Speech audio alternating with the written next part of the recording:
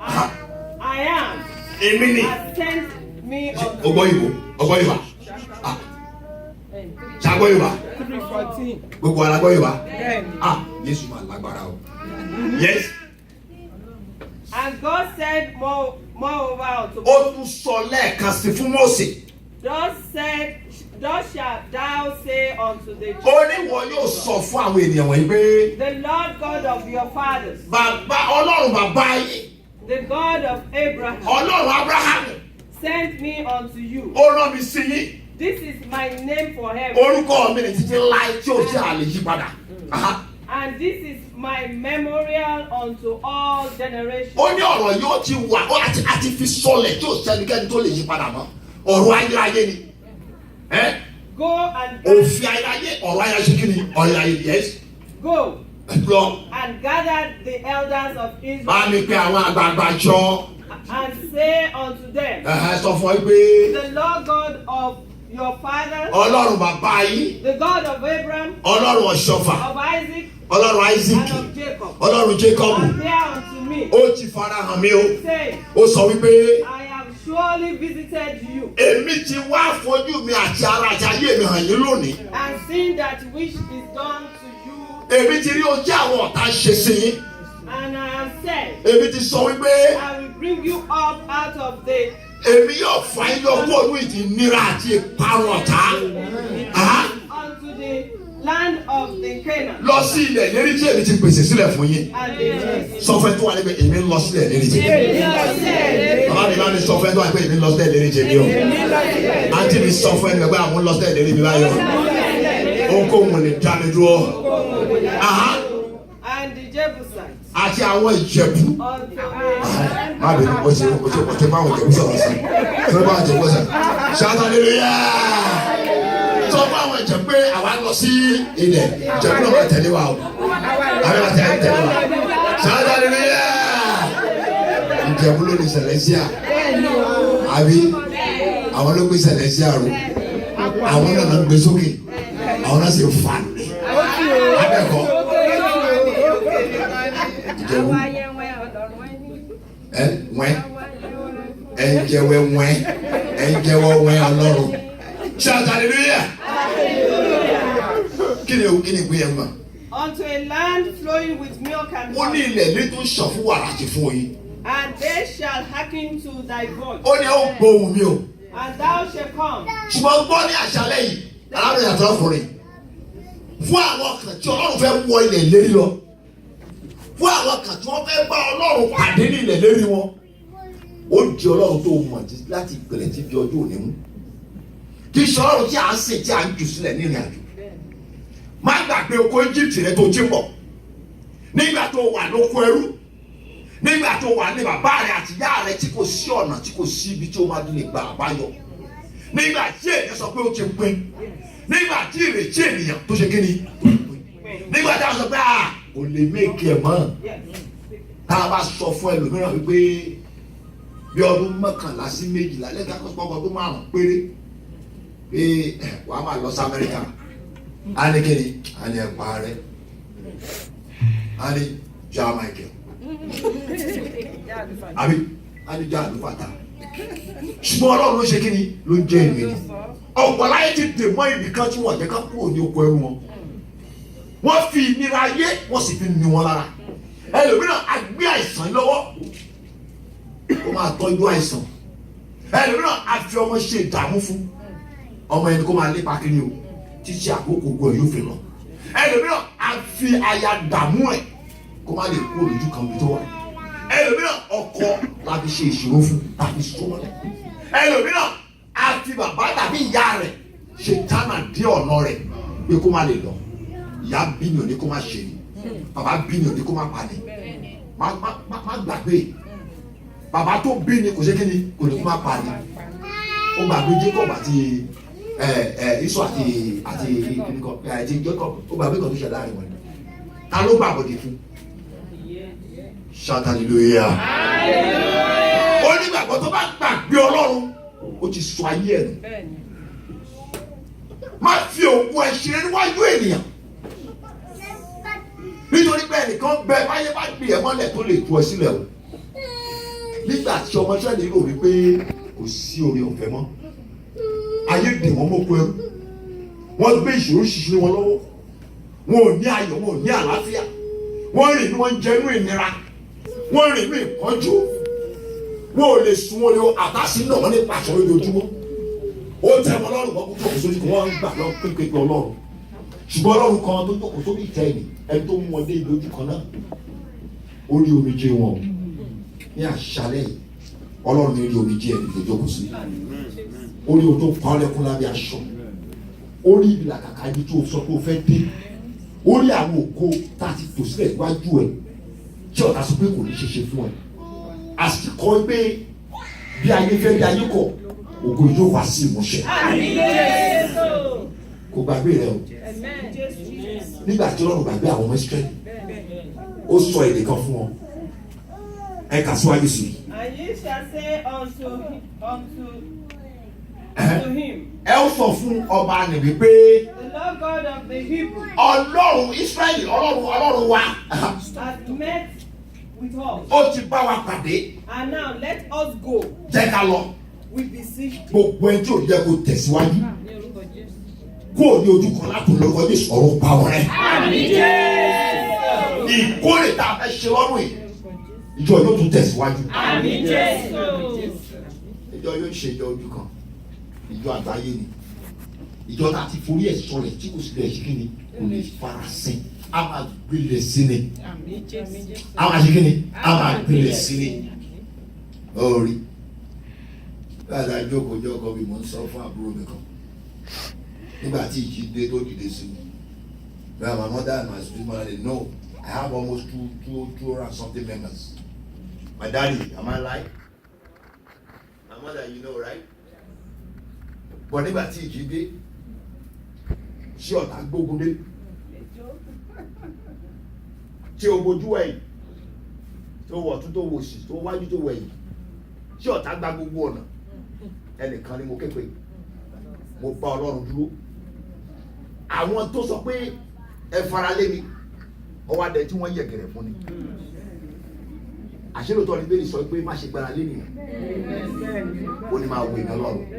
Bí n bá gbogbo ẹ̀mí lé wọn pátápátá ìjẹ́ mi ò tí ní bí àwa kéde. Shout hallelujah. Bó o bá gbóná bí àpárá má gbára lé nìyẹn. Ẹnìkan lè fara chìkìchìkì yẹni sílẹ̀, ó ní Ọlọ́run. Ìyàwó tá a fẹ́ dúró lágbèdébé agbèdébé ayé ọ̀pọ̀lọpọ̀ ènìyàn gbọ́ ọ̀pọ̀lọpọ̀ ènìyàn jókòó wọ́n pọ̀ lẹ́pẹ̀tẹ̀ àwọn àgbàjọ mọ́ jókòó. Ó ní àdó wọn ti nù mọ́.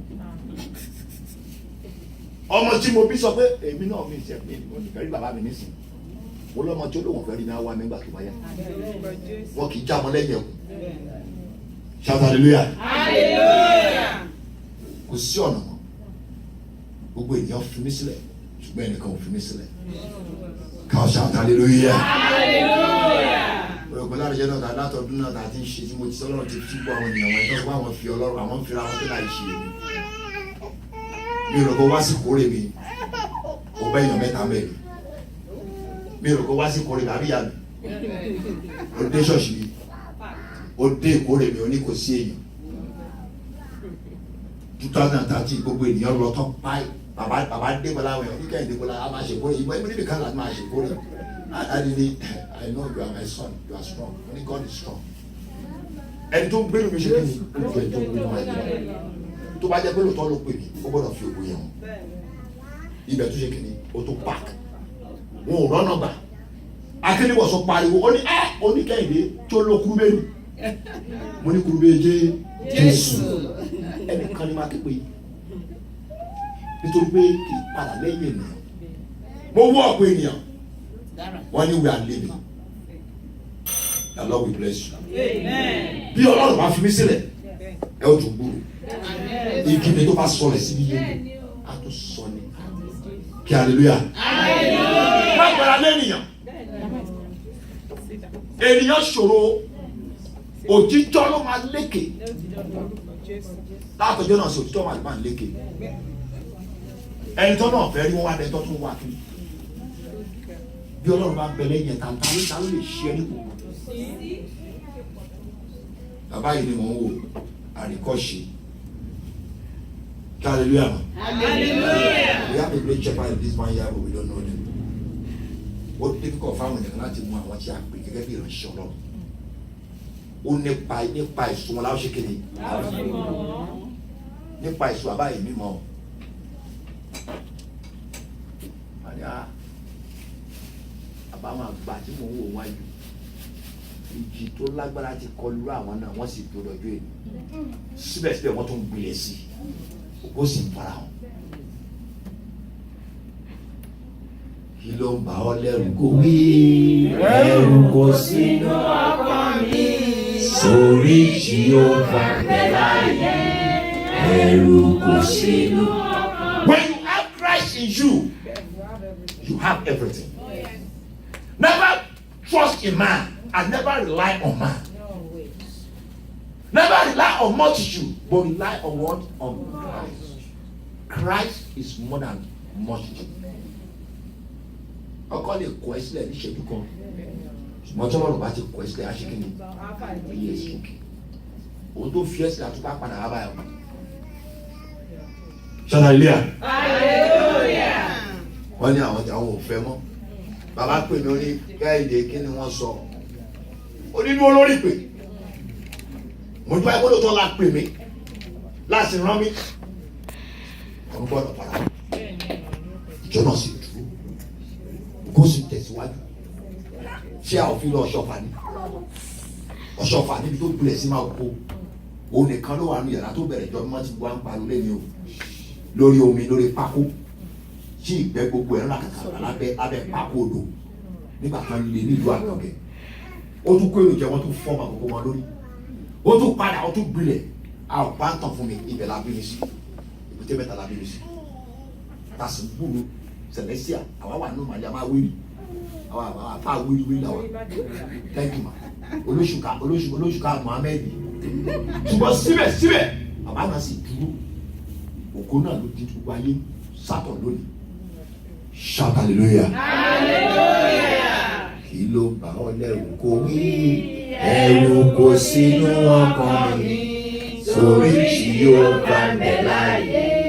Ẹ̀rù kò sínú ọkàn mi. Nínú àwọn pè wọ̀nyí ni àwa náà ń dúró lé lórí. Tí ṣe Kristi tó gbé wọn ró tó sì gbé àwa náà ló bọ̀ mí. Bí o bá mọ̀ pé ẹni tí ń jẹ́ èmi ni òun ló dúró lé lórí. Má mi kàn ní òkè bá bá là lọ́wọ́. Ìṣòro lè wà lónìí ṣùgbọ́n lọ́la ẹ̀rín ni. Mo sọ fẹ́ nìkan láṣálẹ̀ yìí. Mi ò fẹ́ mọrú ẹkún tó ń sùn. Mi ò fẹ́ mọrú abẹ́rẹ́ tí wọ́n fi ń fún ọ. Mi ò fẹ́ mọrú àwọn tó gé ọ ní àkéré yìí. Ṣùgbọ́n mo sọ bí Ọlọ́run ti ń bẹ láyé ní àṣálẹ́ yìí ó rẹ́rìn ní òwúrọ̀ ọ̀la. Mo ló máa rẹ́rìn ní òwúrọ̀ ọ̀la. Ó orúkọ mi ni orúkọ méjì mò ń jẹ́ o wọ́n ní wòlé Kẹ́hìndé ṣùgbọ́n tó ní mí ni Akẹ́hìndé ìyá mi ṣe wọn Akẹ́hìndé ṣe kí ni ṣùgbọ́n Ọlọ́run ti ń bẹ láyé ní òwúrọ̀ ọ̀la mo ló máa rẹ́rìn ayọ̀. Má mi ọkàn.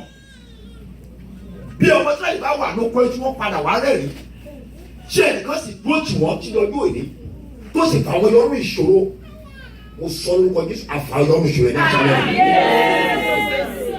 ó ní èmi tí ṣe kí ni tó jẹ́ èmi bá mi lọ wọnú ìbò book of John 14, John 8, John 14:6 and John 8:58 kí ló sáré sọ fún wa. Jesus said unto him, Ó sọ fún yín pé I am the way, èmi ní ọ̀nà, the truth, the truth and the life. and life. No man cometh unto the Ìwọ Father ṣáà tẹ̀lé ènìyàn kan báyẹn nìkan ṣoṣo ni o. but by me. Ẹnìkan ṣo ní kò pé méjì. Má tẹ̀lé ènìyàn. Ṣé o wá sínú ìṣiṣẹ́ ìjọ mímọ́? Tó o sì wá sí ọ lójú àti lódò. Má tẹ̀lé ènìyàn. Má wá ènìyàn wá sílé Ọlọ́run. Má ṣe ọ̀rẹ́ ní Ọlọ́run. Church is not a place to make friends. Stop it from today. Sir, I'm telling you the truth. Somebody that you call your friend, I've been there. I'll tell you the testimony, I mean the mission of my life. I'm a son of a Muslim. My father is a big Alhaji. The second Alhaji in Ede, Afa in Ede, sorry. Arrest, kill, and God take that book away from me and bring me to church. From there, He raised me from that and put the Bible in my hand and give me the power of Holy Spirit. My father is a man that he doesn't care. Yes, Baba Ogbomala, whatever. That's it. Shout hallelujah. Hallelujah. Church is not a place to make friends. You can make friends. How are you? But face the church in the Quran. It's not a place to make friends. I bet I shall come now. We want to wear the same thing. That is not it for church. You can do it in time of harvest, but know the God that you are serving.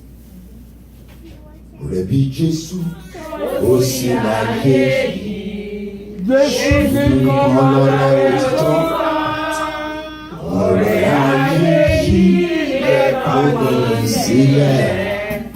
Ṣùgbọ́n Jésù kò jẹ́ gbàgbé mi. Ọlọ́run kì í gbàgbé àwọn tirẹ̀. Ó ní èmi ní ọ̀nà àti òtítọ́. Kò sẹ́nikẹ́ tó lè wá sọ kó ṣe pé ní ipasẹ̀ rẹ̀. Ipasẹ̀ tó tó wá ní kó tẹ̀lé. Stop making friends. Tí o bá ti pè mí mọ́, èmi náà ní dé church. You are feeling yourself and you are fooling yourself. This is your turn. Níbo lẹ́wọ̀n ti rí Jésù lórí yẹn sọ fún wa. Níbo la ó dúró de Jésù báwa yóò fi rí níbi ẹ̀sìn àbáyọrí. Hallelujah. Where are you going to see your Christ? It's in the house of God. He didn't tell you you are going to see your friend there. It's by looking you can say maybe you are looking for a husband or you are looking for work. Somebody say, oh, Daddy, there is an open place in my job. Can you announce it? And you get the job because we are the same children of Christ. Oh, you're looking for a husband? Hey, sorry, you come here and you're lucky you meet a young lady that too is looking for a husband and the father daddy pray on it and say yes, God will bless the marriage. You're lucky. But it's not a place to make a friend. That if I don't see him in church, I will not be in church. You fool yourself. If my mother don't go to church, I will not go to church. You fool yourself. If my dad don't go to church, I will not go to church. You fool yourself. If I'm not in church, my brother will not be in church. You fool yourself. The salvation is what? It's individual. So tie your life from now. And follow that man. I am that I want. I am. Say, I am the only one. No any other one. God don't compete his name with nobody. And never share his glory with nobody. He held on to his glory. And no man can claim it. So when Pharaoh was trying to claim the glory, he was taken away suddenly. You already be taken away suddenly. Yeah. Yes, mommy. Yes, that verse. Which one? Yes, sir. Okay. Jesus said unto him. John 14:6. John 15:5. Yes. 5. I am the vine. I am the vine. Ye are the branches. Who are the branches? He that Hallelujah. Who are the branches? our Àwa ni branches àbí? Àwa ni èso àjàrà náà. Kò pé wa pé kì í ṣe òkúta ni wa o. Kò pé wa ní yanrìn o. Ó ní ẹ̀ka. Àwa ni èso. Àwa ni agita náà ṣe kìnnìkan láti rúwé sí. Yes. Kí ìjọ ìkó lè máa ṣe kíni? Kó lè máa gbòòrò sí. Hallelujah. Hallelujah. I am the what? Yes, ma'am. I am the vine. I am the vine. Ye are the branches. Ìwọ ni branches, ìwọ ni ẹ̀ka.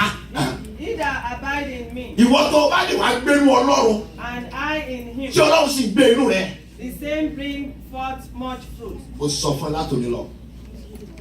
Bó o bá lè yí ọkùnrin padà ní àṣálẹ̀ tó ṣe láti gbé inú Ọlọ́run. Gbogbo ògo tó ti ń wá láti kọ Jésù ọ̀rọ̀ gbélé ọlọ́wọ́ bẹ́ẹ̀. Àwọn ayọ̀ tó ti ń dúró dè lọ́jọ́ pẹ́ kí ọdún ìkórè tó dé lórúkọ Jésù ká tó kí ìkórè tó kú ọ̀la. Mo sọ pẹ̀lú ìpè pé yóò jẹ́ ọlọ́wọ́ bẹ́ẹ̀. Ibi tí wọ́n ti gbàgbé rẹ̀ wọ́n máa rántí ẹ níbẹ̀. Ẹ̀tọ́ ẹ nílùú yìí tí wọ́n fi ń lù ẹ́ lórúkọ Jésù kóòsù tó parí lẹ́tà yẹn kó wá ẹ níbẹ̀. Ángẹ́lì kan ló gba lẹ́tà tèmi wá bá mi lé o. Lórí mo mọ ẹni tí mo sùn. I am that I am. Ta mo dúró tì mo sì ṣìrìn bí Ọlọ́run ṣe ní kí n rìn. ó ní ìgbọ́ràn sàn ju ẹbọ lọ ìbéèrè ṣe kí ni gbọ́ ọmọ ṣe tábìlì green card èmi báwọn ṣe tábìlì green card ṣe hallelujah Hallelujah. testimony kan ní ma fún ẹ láṣàlẹ̀ ẹ̀sà èmi báwọn ṣe tábìlì green card àwọn tó ní tábìlì lọ ṣe tábìlì. He said, if you can live in me and I'm living in you, so whatever you ask in my name, finish that class for me. For without me, ye can do nothing. So can you do anything? No. So that happened because he's in me and with him, and I know that I can do everything. So without him, I cannot do. So I rely on him than rely on man. So I never rely even on my pastor then, my shepherd, Prophet Timothy is my shepherd. Many people don't know him. And many people know him. When I came to this country in 1995, I arrived in Staten Island. I was directed me to Far Rockaway while I was living by Staten Island. And the Lord said no. I was passing that place every day. What if you never show me that place? That is a church. That is a Celestial Church here. And I was going to Gospel Church on Target. Do you see that? And I keep worshiping there for almost 3 to 4 weeks. And my spirit start wandering. And I keep praying. God said, I'm taking you to a place, don't worry. So God now took me to Far Rockaway. And a friend came to me. I said, there's a parish God is showing to me. It's far. But this is how it is. I described everything for him. Oh, he said, I know the place. That's Prophet Timothy. I said, let's go on Sunday. And as I step my feet in that church, God revealed everything about myself, about the church, about the shepherd, about the one helper. I asked him, check what he can say this. And after that, I start working for God. I don't ask for money. I don't collect money for anything. I work because I've been working as a volunteer from Nigeria. So I do the work of God with all my heart. I don't look at anybody's face. The head of the church even conspired to remove me in that church. God said, stand, I'm with you. So under 2 years that I entered that church, I got married. And when the time for the interview, I speak to God. God said, go. I will go with you. And when I get there, the woman said, oh, bring this. He said, you don't have this? No, I have the copy. He said, no, go back. Come tomorrow, go to send another lecture. They go to say, no, go, no interview. And I go. And I said, go. How can that happen? And I heard that people said, when you miss one interview, you take ages again. And I told my wife, I said, no, it's not my own portion. 2 weeks to 3 weeks, we are coming back to this place. And that was now, as soon as I stepped out, that angel said, his faith is shaking. Don't worry. I said, I'll finish my work. I was looking at that angel, I said, you're making mock of me, or what is wrong with you? I left. Sir, that 2 weeks, they sent me congratulations and green card in my home. Hallelujah. So I never do any interview. So who make it? God. That means if you can submit yourself totally and allow God to live in you and to walk with him without looking at any man, God will favor you. Amen. The favor never go far to any man. It is you that cannot work for your favor. It is you that cannot work for your miracle. Is not cheap. Miracle is not what? It's not cheap. I only tell choirs and the young ladies and all the children. You think it's easy for your mother and your father? They are telling you go to church today, you want to go to church. The time will come, you will run to church like madman or mad woman. You see your mother in church every day, say, Mommy, is that what you every time you go to work, you come back, you don't rest, you go to church. Sit there, your time is coming. Shout hallelujah. Hallelujah. Every night mommy have to stand up and say, Jesus Christ, my children, Jesus Christ, my work, Jesus Christ, my husband. You think she's stupid? The time is coming, you will start your own. Daddy is giving you something that will make you to survive your life when the storm or the enemy confronts you. You never know the life we are living. We are living in a turbulent life. Somebody sent me a message on the WhatsApp. I see how a small boy like this child was preaching in CAC. I don't know, maybe you have it. Look at that boy. Look at the word of God that coming out from that boy. Eh? Was that? Don't you see what the Lord is pushing out from that little boy? That means the boy He submit himself to God. It's like a little boy that met me in 2000 when I went to Badagry to visit one of my friends after many years in America. And the boy was playing a football and came to me and started prophesying to me, telling me about my journey from America from day one to the last day. Small boy. Why? He submit himself to what? To God. So if you don't allow God to live in you, you cannot experience the mystery of God. The I am that I am is there for you to bring him to yourself. Unless if you don't want him, then we go far to you. Because you want to give yourself to life, you cannot worship through God. You cannot serve two masters. You must serve God and forget about the world. So if anyone that wants to what? Serve me. Better serve me. So if you want to be for the world, then better go to the world. So tomorrow you go to party, tomorrow you go here. That's why you see Polycani, you never see me party. Even my angel will not even allow me.